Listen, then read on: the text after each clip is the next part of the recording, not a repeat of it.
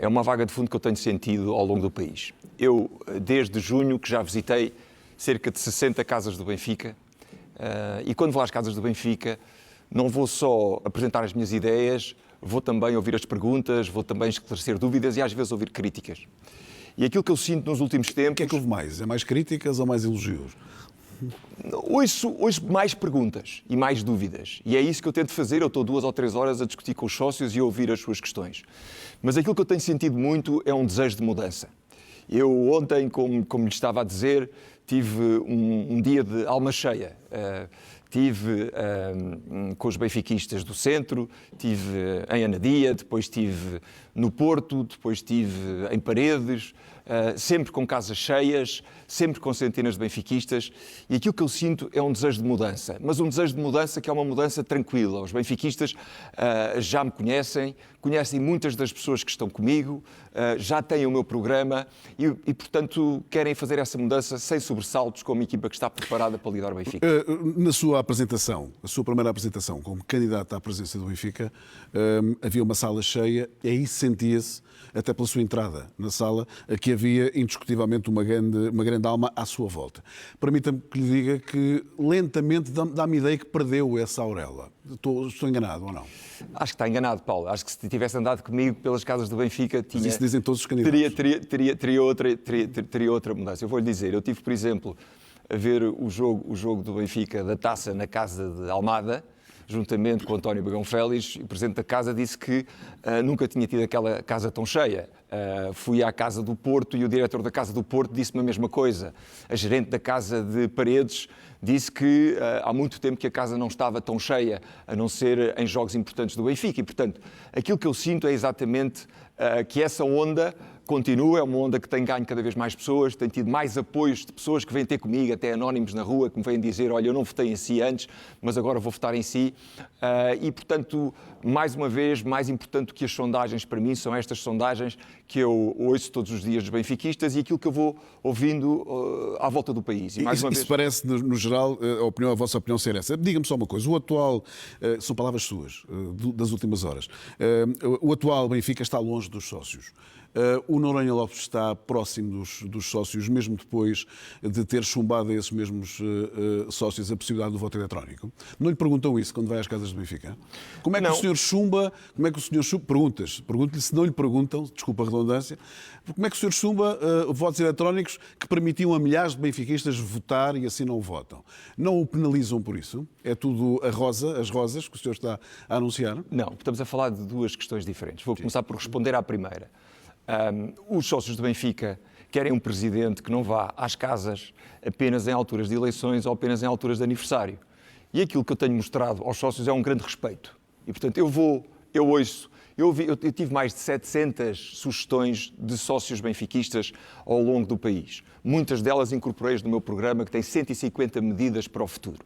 E, portanto, é assim que eu olho para o associativismo e gostava que tivéssemos tempo também para falar das minhas propostas para aproximar o Benfica dos sócios. Mas primeiro responda-me isso. Como é que alguém com a sensibilidade que o Noronha Lopes tem apregoado ao longo da sua campanha, e legitimamente, consegue perceber que, por muitas dúvidas que tivesse no voto eletrónico, que o não querer o voto eletrónico criaria seguramente alguma insegurança por parte dos adeptos do Benfica? Então vamos por partes, Paulo, se me permite explicar. A razão pela qual eu não apoio o voto eletrónico tem a ver com 2 questões. Primeiro, confiabilidade das eleições. E não é por acaso que em Portugal, em nenhuma eleição, quer para a Presidência da República, quer para a Assembleia da República, não existe voto eletrónico. Não é uma coincidência que na Europa não existe voto eletrónico praticamente em país nenhum, a não ser num. Isso é muito discutível. Não é coincidência... Há discussão do que seria o voto eletrónico. Mas se permite concluir, não é coincidência que nos grandes clubes que têm natureza associativa, como o Real Madrid e o Barcelona, não existe voto eletrónico para a presença do clube. E isto acontece porquê? Porque, apesar dos progressos tecnológicos, ainda não existe hoje, ao dia de hoje, nenhum sistema de voto que seja mais confiável do que o voto físico. E foi por isso que os sócios do Benfica, numa Assembleia Geral, votaram em mais de 90% para que a regra fosse o voto físico e não o voto eletrónico. E, portanto, primeira razão é uma razão de confiabilidade no voto. Segunda razão, e a segunda razão é uma razão decisiva e que os benfiquistas percebem. É muito importante que o próximo presidente do Benfica, seja ele quem for, seja um presidente eleito e sobre o qual não recaiam quaisquer dúvidas relativamente àquilo que se passou numas eleições. Os sócios do Benfica não podem passar os próximos 2 ou 3 anos a discutir as eleições passadas. As eleições têm lugar, acabam e os benfiquistas têm que se unir à volta do seu próximo presidente. E isto consegue-se através de um sistema de voto que seja confiável e que não deixe dúvidas a ninguém. E é por isso que eu defendo o voto físico. Mas deixe-me só acrescentar uma coisa. Na primeira reunião que eu tive com o Presidente da Mesa da Assembleia Geral, na primeira conversa, nós surgimos ao Presidente da Mesa da Assembleia Geral 2 coisas. Uma, o alargamento das secções de voto ao maior número possível de locais. É muito positivo aquilo que se fez em Portugal, alargando o voto a mais secções de voto. Boa decisão do Presidente da Mesa da Assembleia Geral. E sugerimos também que se fizesse o mesmo no estrangeiro. Enfim, na nossa opinião, poderiam ter havido mais assembleias de voto ainda no estrangeiro. De onde vêm muitas queixas em relação a isso. Certo, mas deixe-me só acrescentar uma coisa, só uma coisa, Paulo, que é, nessa mesma reunião, nós propusemos ao Presidente da Mesa da Assembleia Geral que houvesse voto por correspondência para os benfiquistas que não têm a oportunidade de ir a uma casa do Benfica.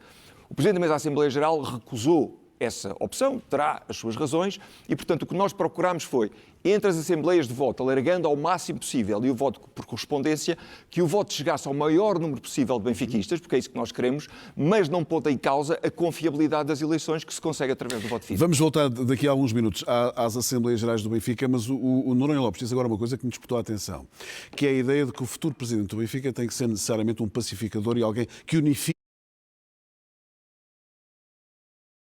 4, 5 Benficas diferentes.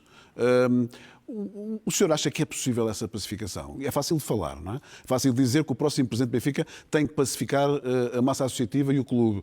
Quem é esse presidente? Presumo que se estará a referir a si, mas é o único. Há condições, é o único que pode fazer isso? Tem condições o Noronha Lopes para ser esse unificador? Não é? Olha, eu não acho que hajam 3 ou 4 Benficas. Há um Benfica.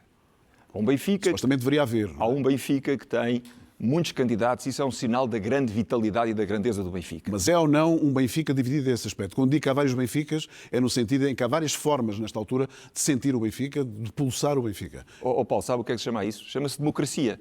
E nós somos um clube democrático, já éramos democráticos antes de existir a democracia. E, portanto, o que se está a assistir aqui é a democracia no Benfica. E o próximo presidente tem que ser exatamente um presidente agregador. Eu acho que, pelas minhas características, pelo meu passado, pelas pessoas que me acompanham, posso unir os benfiquistas depois destas eleições. Eu tenho comigo, como Presidente do Conselho Fiscal, o António Bagão Félix, alguém que os benfiquistas conhecem. O meu Presidente da Assembleia Geral é o Gonçalo Almeida Ribeiro, ex-vice-presidente do Tribunal Constitucional. O meu mandatário é Luís Tadeu.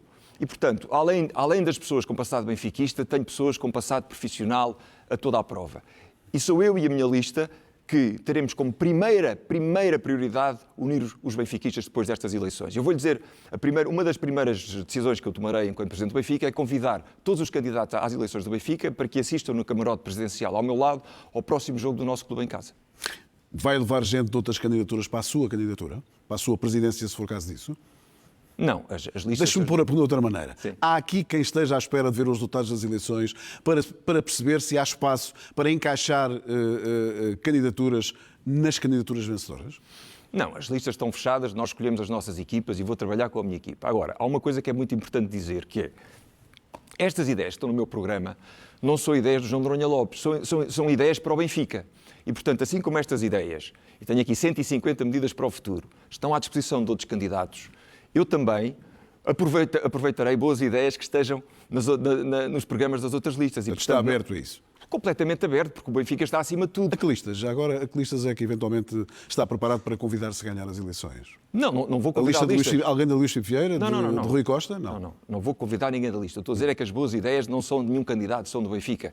Eu vou dizer, por exemplo, que algumas das ideias do programa do João Diogo Manteigas, nomeadamente na parte do associativismo, são boas ideias e que eu vou aproveitar, nomeadamente a maneira como ele ativa o programa Vantagens do Cartão da DEP. Lá está aqui uma boa medida e, mais uma vez, as boas ideias são para todos e são para o Benfica. Vamos continuar esta entrevista na SIC Notícias. Aliás, não paramos a entrevista. Desculpa para quem nos está a ver, estamos a falar da centralização. Agora é diferente. Agora estamos a falar para além dos 2 anos. Exatamente. Da centralização dos direitos do Benfica, televisivos. Paulo, eu, enquanto Presidente do Benfica, teria feito as coisas de maneira diferente. Como? Aquilo que aconteceu... Olha, eu não teria passado um cheque em branco a Pedro Proença relativamente à questão da centralização. Durante 4 anos andámos a empurrar o problema com a barriga. não se fez nada do que aquilo que se poderia ter feito, avançou-se com o número de 300 milhões, que é um número que ainda hoje não sabemos de onde é que veio, e depois dos acontecimentos lamentáveis que aconteceram na final da Taça de Portugal, Rui Costa resolve então retirar-se do processo de direitos televisivos. E, portanto, passámos de uma situação em que atuámos por omissão, em que deixámos que as coisas andassem, e agora estamos fora do processo de centralização. E o que eu não consigo aceitar é que tenha sido entregue um projeto sobre esses direitos televisivos e que o Benfica tenha sido informado. Ou seja, o Benfica não só não teve parte, como não foi consultado, como foi informado. Ora, isto não é defender os interesses do Benfica. E, portanto, eu, enquanto presidente do Sport Lisboa e Benfica, estarei sempre na defesa dos interesses do clube, e devo-lhe dizer, a propósito dos direitos televisivos, eu acho que Rui Costa disse qualquer coisa que não podia ir em contracorrente relativamente a este assunto. Se eu tiver que ficar sozinho a defender os interesses do Benfica, por muito que eu queira contribuir para a melhoria do futebol português, eu ficarei sozinho porque eu sou, antes de mais, presidente do Sport Lisboa e Benfica. E deixe-me que lhe acrescente uma coisa. Centralização é uma questão, mas não vamos resumir à centralização a resolução de todos os problemas do futebol português. E por isso é que eu digo que esta questão deve ser acompanhada de outras questões fundamentais, que é como é que vamos reformular os quadros competitivos, a redução do número de clubes, a eliminação da Taça da Liga, que para mim é uma competição que não faz sentido. Porque eu estou muito interessado, obviamente, em manter a competitividade do Benfica nas competições externas e, portanto, não quero ter uma sobrecarga de jogos em Portugal que prejudique aquilo que deve ser a verdadeira dimensão do Benfica, que é a sua dimensão europeia. E depois acho que o Benfica tem que ter uma postura construtiva na discussão de problemas globais do futebol português. Dou-lhe um exemplo, a taxa de IVA que se paga para ir ao futebol. Não há absolutamente razão nenhuma que se pague mais por um bilhete de futebol do que por um bilhete do teatro. E, portanto, não sendo este uma responsabilidade do Benfica, o Presidente do Benfica tem a responsabilidade de estar na liderança deste processo. Responda-me só, muito rapidamente, para avançarmos, teremos a oportunidade de falar nisso se for Presidente do Benfica, se for eleito pelos sócios do Benfica. 40 milhões de euros na centralização, para uma resposta de sim ou não. O Benfica já disse que não aceitava jamais uma proposta com esse valor, está a correr de fora, como se costuma dizer. Também aí, qual era, digamos, a marca, a fasquia que a direção de Noronha Lopes discutiria em relação à centralização? Seguramente não receber menos do que aquilo que está a receber hoje, primeiro ponto. Segundo ponto, perceber o que é que estão incluídos nestes 50 ou 60 milhões de euros. É que esta questão, deixe-me só terminar, é que esta é que é a questão importante. Eu percebo que sim. A questão não é só aparecer com valor, é vamos então olhar para o contrato e perceber. Eu ontem, como lhe estava a dizer, tive um dia de alma cheia. Estive com os benfiquistas do centro, estive em Anadia, depois estive no Porto, depois estive em Paredes, sempre com casas cheias, sempre com centenas de benfiquistas, e aquilo que eu sinto é um desejo de mudança, mas um desejo de mudança que é uma mudança tranquila. Os benfiquistas já me conhecem muitas das pessoas que estão comigo, já têm o meu programa e, portanto, querem fazer essa mudança sem sobressaltos, com uma equipa que está preparada para lidar o Benfica. Na sua apresentação, a sua primeira apresentação como candidato à presença do Benfica, havia uma sala cheia e aí sentia-se, até pela sua entrada na sala, que havia indiscutivelmente uma grande alma à sua volta. Permita-me que lhe diga que lentamente dá-me a ideia que perdeu essa auréola. Estou enganado ou não?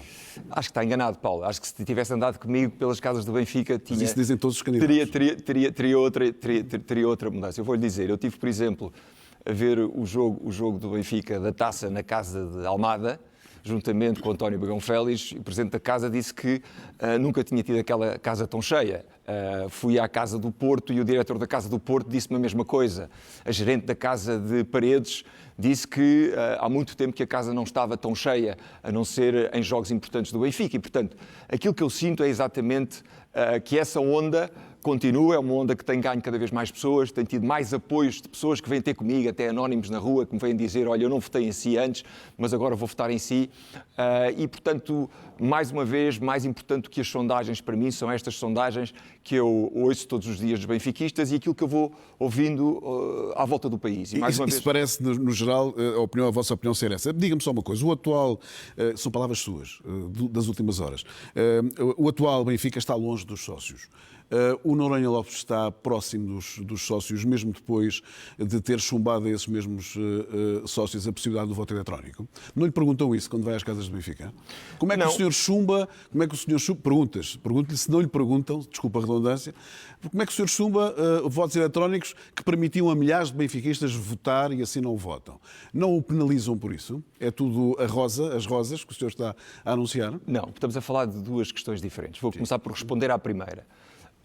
Os sócios do Benfica querem um presidente que não vá às casas apenas em alturas de eleições ou apenas em alturas de aniversário. E aquilo que eu tenho mostrado aos sócios é um grande respeito. E, portanto, eu ouço. Eu tive mais de 700 sugestões de sócios benfiquistas ao longo do país. Muitas delas incorporei no meu programa, que tem 150 medidas para o futuro. E, portanto, é assim que eu olho para o associativismo e gostava que tivéssemos tempo também para falar das minhas propostas para aproximar o Benfica dos sócios. Mas primeiro responda-me isso. Como é que alguém com a sensibilidade que o Noronha Lopes tem apregoado ao longo da sua campanha, e legitimamente, consegue perceber que, por muitas dúvidas que tivesse no voto eletrónico, que o não querer o voto eletrónico criaria seguramente alguma insegurança por parte dos adeptos do Benfica? Então vamos por partes, Paulo, se me permite explicar. A razão pela qual eu não apoio o voto eletrónico tem a ver com duas questões. Primeiro, confiabilidade das eleições. E não é por acaso que em Portugal, em nenhuma eleição, quer para a Presidência da República, quer para a Assembleia da República, não existe voto eletrónico. Não é uma coincidência que na Europa não existe voto eletrónico praticamente em país nenhum, a não ser num. Isso é muito discutível. Não é coincidência.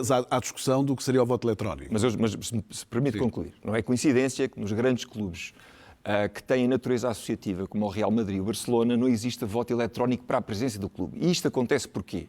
Porque apesar dos progressos tecnológicos, ainda não existe hoje, ao dia de hoje, nenhum sistema de voto que seja mais confiável do que o voto físico. E foi por isso que os sócios do Benfica, numa Assembleia Geral, votaram em mais de 90% para que a regra fosse o voto físico e não o voto eletrónico. E, portanto, primeira razão é uma razão de confiabilidade no voto. Segunda razão, e a segunda razão é uma razão decisiva e que os benfiquistas percebem. É muito importante que o próximo presidente do Benfica, seja ele quem for, seja um presidente eleito e sobre o qual não recaiam quaisquer dúvidas relativamente àquilo que se passou numas eleições. Os sócios do Benfica não podem passar os próximos 2 ou 3 anos a discutir as eleições passadas. As eleições têm lugar, acabam e os benfiquistas têm que se unir à volta do seu próximo presidente. E isto consegue-se através de um sistema de voto que seja confiável e que não deixe dúvidas a ninguém. E é por isso que eu defendo o voto físico. Mas deixe-me só acrescentar uma coisa. Na primeira reunião que eu tive com o Presidente da Mesa da Assembleia Geral, na primeira conversa, nós surgimos ao Presidente da Mesa da Assembleia Geral duas coisas. Uma, o alargamento das secções de voto ao maior número possível de locais. É muito positivo aquilo que se fez em Portugal, alargando o voto a mais secções de voto. Boa decisão do Presidente da Mesa da Assembleia Geral. E sugerimos também que se fizesse o mesmo no estrangeiro. Enfim, na nossa opinião, poderiam ter havido mais assembleias de voto ainda no estrangeiro. De onde vêm muitas queixas em relação a isso. Certo, mas deixe-me só acrescentar uma coisa, só uma coisa, Paulo, que é, nessa mesma reunião, nós propusemos ao Presidente da Mesa da Assembleia Geral que houvesse voto por correspondência para os benfiquistas que não têm a oportunidade de ir a uma casa do Benfica. O Presidente da Mesa da Assembleia Geral recusou essa opção, terá as suas razões, e, portanto, o que nós procurámos foi, entre as assembleias de voto, alargando ao máximo possível e o voto por correspondência, que o voto chegasse ao maior número possível de benfiquistas, porque é isso que nós queremos, mas não pondo em causa a confiabilidade das eleições que se consegue através do voto físico. Vamos voltar daqui a alguns minutos às Assembleias Gerais do Benfica, mas o Noronha Lopes diz agora uma coisa que me despertou a atenção, que é a ideia de que o futuro presidente do Benfica tem que ser necessariamente um pacificador e alguém que unifique 4, 5 Benficas diferentes. O senhor acha que é possível essa pacificação? É fácil de falar, não é? É fácil de dizer que o próximo presidente do Benfica tem que pacificar a massa associativa e o clube. Quem é esse presidente? Presumo que se estará a referir a si, mas é o único. Há condições, é o único que pode fazer isso? Tem condições o Noronha Lopes para ser esse unificador? Não é? Olha, eu não acho que hajam 3 ou 4 Benficas. Há um Benfica. Supostamente deveria haver. Há um Benfica que tem muitos candidatos, isso é um sinal da grande vitalidade e da grandeza do Benfica. Mas é ou não um Benfica dividido nesse aspecto? Quando digo que há vários Benficas, é no sentido em que há várias formas, nesta altura, de sentir o Benfica, de pulsar o Benfica. Paulo, sabe o que é que se chama isso? Chama-se democracia. E nós somos um clube democrático, já éramos democráticos antes de existir a democracia. E, portanto, o que se está a assistir aqui é à democracia no Benfica. E o próximo presidente tem que ser exatamente um presidente agregador.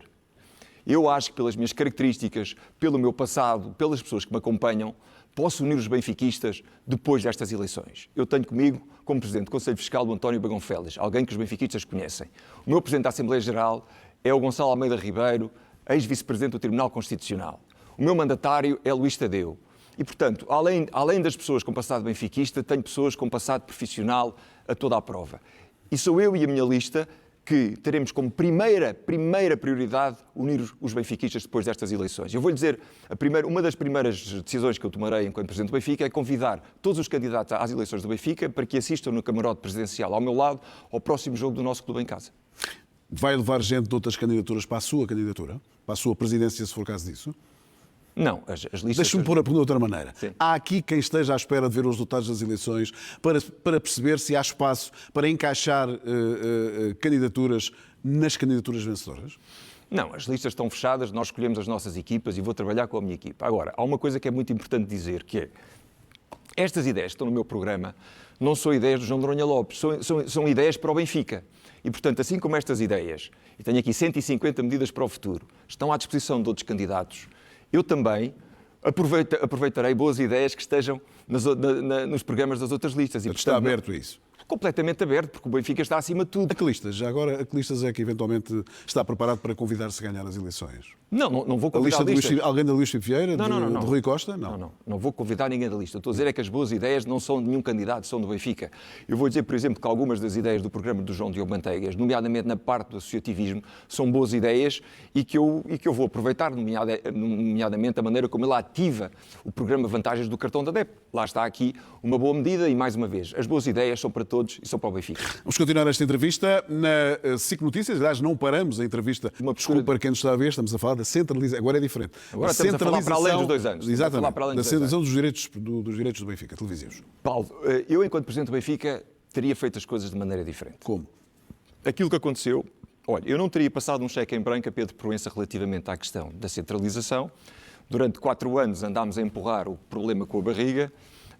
Não se fez nada do que aquilo que se poderia ter feito. Avançou-se com o número de 300 milhões, que é o número que ainda hoje não sabemos de onde é que veio. E depois dos acontecimentos lamentáveis que aconteceram na final da Taça de Portugal, Rui Costa resolve então retirar-se do processo de direitos televisivos. E, portanto, passámos de uma situação em que atuámos por omissão, em que deixámos que as coisas andassem, e agora estamos fora do processo de centralização. E o que eu não consigo aceitar é que tenha sido entregue um projeto sobre esses direitos televisivos e que o Benfica tenha sido informado. Ou seja, o Benfica não só não teve parte, como não foi consultado, como foi informado. Ora, isto não é defender os interesses do Benfica. E, portanto, eu, enquanto Presidente do Sport Lisboa e Benfica, estarei sempre na defesa dos interesses do clube e devo-lhe dizer, a propósito dos direitos televisivos, eu acho que Rui Costa disse qualquer coisa que não podia ir em contracorrente relativamente a este assunto. Se eu tiver que ficar sozinho a defender os interesses do Benfica, por muito que eu queira contribuir para a melhoria do futebol português, eu ficarei sozinho porque eu sou, antes de mais, Presidente do Sport Lisboa e Benfica. E deixe-me que lhe acrescente uma coisa. Centralização é uma questão, mas não vamos resumir à centralização a resolução de todos os problemas do futebol português. E por isso é que eu digo que esta questão deve ser acompanhada de outras questões fundamentais, que é como é que vamos reformular os quadros competitivos, a redução do número de clubes, a eliminação da Taça da Liga, que para mim é uma competição que não faz sentido. Porque eu estou muito interessado, obviamente, em manter a competitividade do Benfica nas competições externas. E, portanto, não quero ter uma sobrecarga de jogos em Portugal que prejudique aquilo que deve ser a verdadeira dimensão do Benfica, que é a sua dimensão europeia. E depois acho que o Benfica tem que ter uma postura construtiva na discussão de problemas globais do futebol português. Dou-lhe um exemplo, a taxa de IVA que se paga para ir ao futebol. Não há absolutamente razão nenhuma que se pague mais por um bilhete de futebol do que por um bilhete do teatro. E, Eu penso portanto, que não sendo este uma responsabilidade do Benfica, o Presidente do Benfica tem a responsabilidade de estar na liderança deste processo. Responda-me só, muito rapidamente, para avançarmos, teremos a oportunidade de falar nisso se for Presidente do Benfica, se for eleito pelos sócios do Benfica. 40 milhões de euros na centralização, para uma resposta de sim ou não. O Benfica já disse que não aceitava jamais uma proposta com esse valor, está a correr por fora, como se costuma dizer. Também aí, qual era, digamos, a marca, a fasquia que a direção de Noronha Lopes discutiria em relação à centralização? Seguramente não receber menos do que aquilo que está a receber hoje, primeiro ponto. Segundo ponto, perceber o que é que estão incluídos nestes 50 ou 60 milhões de euros. É que esta questão, deixe-me só terminar, é que esta é que é a questão importante. Eu percebo que sim. A questão não é só aparecer com o valor, é vamos então olhar para o contrato e perceber que outros serviços, que outros patrocínios é que estão dentro deste contrato. E é isso que eu farei, analisar detalhadamente o contrato e perceber em que medida é que os interesses do Benfica estão ou não a ser defendidos. Vamos para o futebol. Vai-me desculpar se eu lhe disser que tenho ouvido com muita atenção, assim e a todos os outros. Há muita teoria. Na prática percebe-se pouco o que é que se pretende fazer no Benfica em relação a isso. Obviamente que o senhor responde por si. Quem é que manda no futebol do Benfica quando o senhor for presidente do Benfica? O presidente, em último caso, e o vice-presidente para o futebol, que é o Nuno Gomes. Vou tentar explicar-lhe de uma forma clara 4 ou 5 pontos sobre o futebol. Mas antes disso, deixe-me perguntar-lhe o seguinte. Quando o senhor diz que manda, que foi a pergunta que eu fiz, quem é que manda no futebol do Benfica? É o senhor mais o vice-presidente para o futebol? Não, o responsável máximo... Que é Nuno Gomes. Mas o senhor pretende interferir no futebol? Não, o responsável máximo do futebol é o Nuno Gomes. Mas, obviamente, que o presidente de um clube de futebol, obviamente, que vai estar próximo do Nuno Gomes. Nuno Gomes, que é uma figura do Benfica, indiscutível, mas tem a experiência suficiente para ser o novo responsável pelo futebol do Benfica nesta fase? Tem. E vou-lhe dizer duas coisas. Primeiro, a minha equipa do futebol está a conversar e a definir este projeto há cerca de um ano. E, portanto, o projeto que nós apresentámos, e fomos a primeira candidatura a apresentar um projeto para o futebol, resulta de uma reflexão profunda de pessoas que sabem muito do futebol. O Nuno Gomes é uma pessoa, não vou falar do seu passado enquanto jogador e enquanto cima benfiquista. Não, isso está em causa. Mas é uma pessoa... Está à altura, no contexto de experiência, de um cargo desta responsabilidade. Exatamente. Mas ser vice-presidente do Benfica para o futebol não é bem a mesma coisa que ser eu ia passar para isso. vice-presidente. Passar para isso, Paulo. O Nuno Gomes é uma pessoa que esteve no Benfica, esteve na formação do Benfica, saiu do Benfica pelo seu próprio pé, enriqueceu-se profissionalmente depois de sair do Benfica, nomeadamente tirando uma formação em gestão desportiva, e foi consultor da FIFA durante estes anos. E, portanto, não é só uma pessoa que é muito benfiquista, é uma pessoa que conhece o Benfica por dentro, que está muito familiarizado com aquilo que é o futebol internacional. E dentro do Benfica, portanto, há essa imagem em relação ao Nuno Gomes, não é a imagem de benfiquismo. Calma, não é a imagem de seriedade, é a imagem, dentro do Benfica, do Nuno Gomes ter, até por falta, se calhar, de experiência, ter a capacidade para gerir um barco e um navio com o peso do Benfica. Mas quem é que tem essa imagem, Paulo? Internamente. O senhor sabe isso melhor do que eu. Não sei. Sabe que internamente não se levanta em relação à hombridade do Nuno Gomes, como é óbvio, e ao seu benfiquismo, mas se tem capacidade para gerir, para ser o líder de um futebol com a complexidade que é o futebol do Benfica. Paulo, nunca ouvi isso. Estou a dar uma novidade. Não, nunca ouvi. O que estamos aqui a discutir não é a hombridade do Nuno Gomes. O que estamos aqui a discutir é a competência do Nuno Gomes. O Nuno Gomes é uma pessoa com a qual eu já falo há muito tempo, sabe muito de futebol, sabe muito de Benfica, sabe muito daquilo que são os desafios que o Benfica vai enfrentar em Portugal e tem um profundo conhecimento do futebol internacional. E vai estar rodeado de uma equipa que lhe vai estar a reportar e que complementa a estrutura do futebol. Para ser claro, o Nuno Gomes vai supervisionar a estratégia de curto, médio e longo prazo do futebol do Benfica. A reportar ao Nuno Gomes terá o Pedro Ferreira. O Pedro Ferreira, futuro diretor-geral de futebol, teve um passado no Benfica enquanto diretor de scouting, como deve saber. Tal como Tomás Amaral. Já lá vou. Já lá vou. Temos que já lá vou, mas eu preciso de explicar a estrutura, porque o Paulo está-me a dizer que a estrutura não é clara e eu gostava muito de lhe explicar. Não é. Então deixa-me explicar. Ajude-me a perceber. Então deixa-me explicar. Você tem um vice-presidente para o futebol. Sim. Portanto, numa palavra, supervisão. Certo. De estratégia. Depois tem o Pedro Ferreira. O Pedro Ferreira tem um passado de scouting no Benfica, fez um trabalho notável no Nottingham Forest, fez parte da equipa que conduziu o Nottingham Forest aos lugares europeus. O Pedro Ferreira vai ser o coordenador. E, portanto, coordenação entre a área da formação, a área de diretor desportivo e scouting e a área do futebol feminino. E depois vai articular com todas as áreas logísticas e de apoio. Comunicação, marketing, recursos humanos, etc. É esse o papel do diretor-geral. Depois temos a área da formação, como diretor da formação. Depois temos a área do scouting, que vai ser esfiada pelo diretor desportivo, que é o Tomás Amaral. Certo.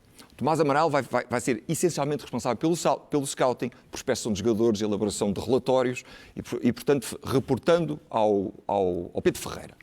E A depois... pergunta dentro do Benfica é que se diretores de scouting ou especializados em scouting podem vir a substituir gente com muito mais experiência a esse nível, com outras áreas ligadas ao futebol. Olha, eu vou como dizer... diretores desportivos. Não é a qualidade profissional de qualquer deles, nem do Pedro, nem do Tomás. É se eventualmente o Benfica substitui uma parte profissional que está mais ou menos estabilizada por pessoas que à partida vão ter que se adaptar aos seus cargos. Opa, mas qual parte profissional? Pá, com todo o respeito, o Benfica teve como diretor desportivo alguém que antes era comentador sobre desporto na televisão. E, portanto, o que as pessoas fizeram antes não quer dizer que sejam desqualificadas para aquilo que vão fazer a seguir. Mas é importante reforçar este ponto, que é, eu tenho uma estrutura com a competência a toda a prova, que se trabalhou, que se organizou, e deixa-me só clarificar aqui um ponto. Para que fique claro, Nuno Gomes, supervisão. Pedro Ferreira, a trabalhar em direta coordenação com o Nuno Gomes, faz a coordenação das áreas do futebol e das áreas de apoio.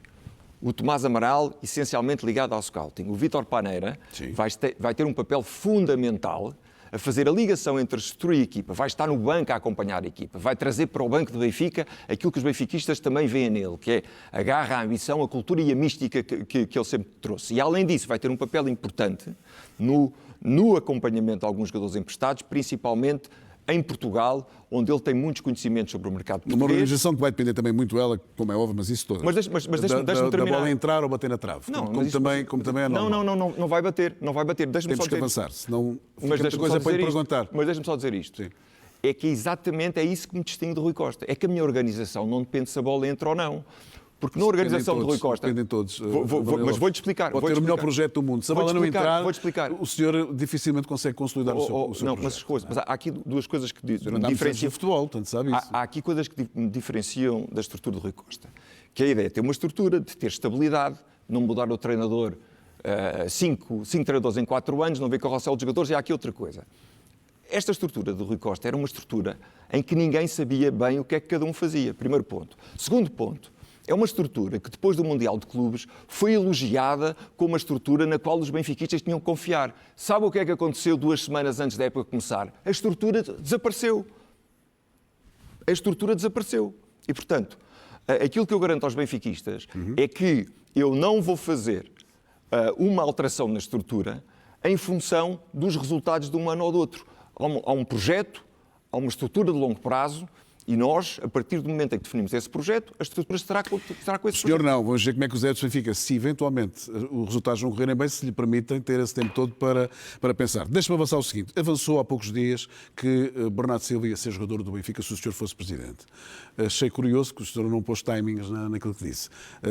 Eu precisava de perceber, e os centenas de milhares que nos estão a ver, maioritariamente benfiquistas, qual é o seu timing? O seu período para trazer outra vez Bernardo Silva? É já no final desta época? Ou o senhor, com 4 anos de presidência, vai trazer Bernardo Silva daqui a 3 anos? O que é que estabeleceu com Bernardo Silva? Olha, o Bernardo já disse publicamente que queria vir para o Benfica. Eu quero muito que o Bernardo venha para o Benfica. Conheço o Bernardo há alguns anos. E, portanto, aquilo que eu disse, e vou-lhe dizer assim outra vez, é que eu vou trazer o Bernardo para o Benfica. Mas quando? Agora, deixa-me concluir. Obviamente que eu não tenho nenhum contrato assinado com o Bernardo, porque o Bernardo é jogador do Manchester City e não se pode comprometer com nenhum clube nesta altura. E, portanto, na altura própria, falarei com o Bernardo e será uma das primeiras prioridades que eu trarei para o Benfica. E deixe-me acrescentar isto, que os benfiquistas percebem. O Bernardo é um dos melhores médios do mundo, mas também é alguém que traz consigo uma cultura vencedora, uma entrega e um benfiquismo que acrescentam muito ao clube. E por isso é que é uma das minhas primeiras prioridades, enquanto Presidente do Benfica, será fazer todos os possíveis que puder para trazer o Bernardo para o Benfica. Lopes, para uma resposta muito rápida. O senhor continua a ser muito vago nisso. Eu acho que é importante que se perceba, quando o senhor diz se é Presidente, traz Bernardo Silva, e não pondo zonas temporais nesse regresso, pode ser no final desta época. A gente sabe que ele não pode assinar contratos, não é isso que se pede. Pede-se se ele tem algum compromisso consigo que no final desta época vem para o Benfica. Ou ser no final da outra época a seguir ou da outra época a seguir. Paulo, vou-lhe responder da mesma maneira. O Bernardo quer vir para o Benfica, eu quero trazer o Bernardo para o Benfica, farei todos os possíveis para isso acontecer e estou perfeitamente convicto que ele será jogador do Benfica. O Barcelona e vários clubes da Arábia querem Bernardo Silva. Sou capaz de arriscar dizer que o senhor vem trazer o Bernardo Silva, mas não é no final desta época. Ainda não é no final desta época. Paulo, se eu for eleito presidente do Benfica, o Bernardo será jogador do Benfica. Bom, vamos avançar para a sua declaração de rendimentos, que tanta polémica deu nos últimos dias. Eu não vou discutir consigo, não é uma declaração de interesse para si, Noronha Lopes, nem para as centenas de milhares de pessoas que nos estão a ver. Agora, eu sinceramente não me sinto habilitado para discutir as alíneas da sua declaração de rendimentos. Vou mais longe. Em relação à sua declaração de vencimentos, é-me completamente indiferente desde que não conste nenhum crime. E que eu saiba, não consta lá nenhum crime. Portanto, não constando nenhum crime, eu recuso-me a discutir isto consigo como se estivesse a discutir um menu de um restaurante. Eu prefiro outra coisa. Prefiro discutir consigo outra coisa em relação à declaração de rendimentos que o senhor tem, que o senhor apresentou publicamente. Não é estranho que, sem ser acusado de crime, de corrupção, de branqueamento, que qualquer crime que eventualmente o levasse a uma atitude radical, não é estranho que o senhor venha a correr e coloque uma declaração de rendimentos, a sua declaração de rendimentos, uma coisa muito pessoal, na praça pública para todo o mundo saber. Porquê é que o fez? Eu admito que isso tenha surpreendido algumas pessoas, porque nunca aconteceu em Portugal um candidato a presidente de um clube ser tão transparente, não só com os seus adeptos do clube, como com os portugueses. Agora deixe-me voltar atrás neste assunto. E é importante que me deixe explicar, que é, eu nunca pensei ter que apresentar uma declaração de rendimentos. Essa é uma das coisas que eu aprendi dos meus pais e de educação que me deram, é que nós não devemos mostrar aquilo que temos. Nem aquilo que temos, nem aquilo que não temos. Foi assim que eu fui educado. E, portanto, aquela decisão é uma decisão difícil, é uma decisão pessoal e que aconteceu por duas razões. Por um lado, porque quiseram pôr em causa a origem dos meus rendimentos e o meu conforto financeiro para ser presidente do Benfica. Segunda razão, porque eu tenho um amor enorme ao Benfica, sabe? E só o amor que eu tenho ao Benfica é que me faria ter um ato como este. Mas o que ganhou com isso? Olha, ganhei. Quem ganhou com isso? Ganhei ter mostrado aos benfiquistas com total transparência aquilo que é o meu percurso profissional, que eu não tenho, assim como lhe disse que nunca pensei que ia mostrar a declaração de rendimentos, também digo uma coisa, tenho muito orgulho no meu percurso profissional, porque aqueles rendimentos foram rendimentos fruto do meu trabalho. Eu subia pulso na vida, não pedi favores a ninguém. Mas podia não ser. Mas deixe-me terminar. Sim. Subia pulso na vida, não pedi favores a ninguém. Certo. Não me encostei nos meus empregos, quis sempre mais. E, portanto, tenho muito orgulho daquilo que fiz. Fui imigrante. Muitos daqueles rendimentos derivam da minha carreira enquanto trabalhador no estrangeiro. E, portanto, aquilo que me vou fazer isso foi de ser totalmente transparente com os benfiquistas e que não desse asa a mais nenhuma especulação que lançassem relativamente à minha pessoa. Deixa-me só terminar relativamente a isto, Paulo. A declaração de rendimentos foi apresentada. Não há, neste momento, dúvidas absolutamente nenhumas. Está tudo esclarecido. Dúvidas foram dissipadas. O que os benfiquistas querem, a partir de agora, nos dias que sobram, não é falar de declarações de rendimento. Querem falar de ideias, querem falar de projetos, querem falar do que é que as equipas estão a fazer e era isso que eu gostava muito de ter a oportunidade para fazer aqui hoje, porque ainda agora estive a ouvir de que o Noronha Lopes diz, mas não tem ideias. Então vamos discutir ideias. Mas isto é um ponto muito importante e que eu gostava de esclarecer consigo, perceber o que é que o levou a essa situação. O senhor quer ser presidente da empresa e da instituição mais escrutinada deste país. Não há dia nenhum que não haja notícias sobre o Benfica, que não haja razões para falar do Benfica. Portanto, o senhor quer ser presidente de um clube que é o clube mais escrutinado, a empresa mais escrutinada, a instituição mais escrutinada, e eu não levo a mal que eu lhe faça esta pergunta, a ideia que eu fiquei do senhor ter tornado público a sua declaração de rendimentos não foi esclarecer nada. Porque eu não estou a ver os adeptos do Benfica estarem preocupados com o esclarecimento da sua declaração de rendimentos. Eu vejo os benfiquistas preocupados em perceber se o senhor tem, se me permite a expressão, estofo psicológico para aguentar a pressão de ser presidente de um clube que está permanentemente a ser escrutinado. E o senhor podia ter resolvido de outra maneira, se me permite, em vez de mostrar a sua declaração de rendimentos para todo o mundo ver, o senhor hoje dizia também que era um ato de grande coragem. Eu sei que foi isso que lhe foi dito durante estes dias todos. Permita-me que faça o papel do diabo, do advogado do diabo. Não lhe passou para a cabeça a possibilidade de prescindir do seu ordenado no Benfica? Quer mais benfiquismo do que isso? Não tem nada a ver com isso. Relativamente a isso, eu percebo que esteja a fazer o papel do advogado do diabo, mas mesmo do diabo, porque a querer desmerecer um ato de enorme transparência e despojamento que eu acabei de fazer perante todo o país, enfim, não me parece que seja a melhor interpretação então daquilo que eu fiz. Daquilo que eu fiz. Mas deixe-me só dizer, mas tem direito à sua opinião, naturalmente. Eu lancei-lhe uma ideia. Não, formulou uma opinião, mas que eu respeito como todas as opiniões. Vejo muito seguro que foi um ato de grande coragem. E eu não sei se os benfiquistas estão interessados em saber como é que o senhor gera o seu dinheiro, estão mais preocupados em saber como é que o senhor gera o dinheiro do Benfica, quando chegar à altura de ser presidente. Muito bem. E o seu património. Muito bem. E para isso não precisa de mostrar os seus rendimentos. Paulo, então vamos também falar disso. Aquilo foi um ato de, já lhe expliquei, e vou repetir os meus 2 argumentos, foi um ato de transparência e foi um ato de absolutamente quem não deve não teme, perante os benfiquistas. Relativamente à questão que me está a pôr, e estamos aqui a misturar 2 questões, e já não é a primeira vez que se faz, mistura-se isto com a questão de ser remunerado ou não ser remunerado. Não, pergunto se não tinha resolvido a situação mostrando a sua paixão pelo Benfica. Não tinha que mostrar os seus rendimentos. Já que duvidam do meu benfiquismo, de eu querer ganhar dinheiro à conta do Benfica, ou o Benfica precisar que eu ande aqui a ganhar dinheiro à conta do Benfica, o senhor dizia, não há mais conversa. Se é assim, eu não aceito ser remunerado no Benfica. Posso lhe fazer uma pergunta? Diga. Se eu souber responder. Você acha que um presidente que não é remunerado oferece mais transparência do que um presidente que é remunerado? Então posso-lhe fazer uma pergunta de resposta? Não, mas responda-me primeiro à minha pergunta. Não, já discuti isso. Aliás, discuti isso aqui com o Rui Costa, que o senhor terá visto seguramente. Eu não ponho em causa, acho que o senhor tem todo o direito a ser. Acho que uma empresa como o Benfica tem que ter um presidente, pediu a minha opinião, tem que ter um presidente que ganhe dinheiro. Agora, faço a mesma pergunta a si que fiz ao Rui Costa. O facto do senhor tornar isso público, na altura o Rui Costa não quer receber, e eu perguntei se ele se achava mais um Benfica mais sério. Ao qual ele disse logo, obviamente, que não, que era uma opção dele. Mas posso-lhe pôr a pergunta assim. O facto de ter tornado público coisas que são da sua vida privada faz-se uma pessoa mais séria do que aqueles que não querem publicar declarações de rendimentos? Não é isso. Cada um apresenta aquilo que entender por bem apresentar. Eu fiz aquilo que entendi por bem apresentar para defender a minha reputação e dignidade profissional e pelo amor que eu tenho ao Benfica. Primeiro ponto. Segundo ponto. Não é o salário que me move para ser presidente do Benfica. Sabe, eu fui vice-presidente do Manuel Vilarinho e estive lá a trabalhar sem receber um tostão. Candidatei-me contra Luís Filipe Vieira em 2020, quando a remuneração dos órgãos sociais não era permitida pelos estatutos.